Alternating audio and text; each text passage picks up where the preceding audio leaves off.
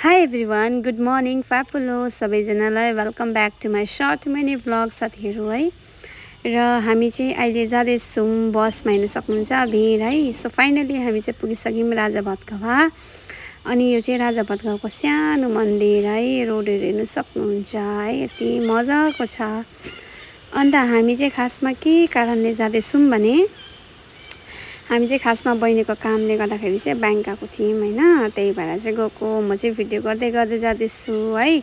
अनि ब्याङ्क चाहिँ कति टाढो, बल्ल बल्ल बल्ल फाइनली चाहिँ पुगिसक्यौँ हामी चाहिँ युको ब्याङ्क है।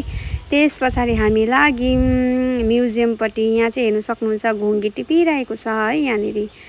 अनि हामी चाहिँ पुग्यौँ है फाइनली भित्र म्युजियममा।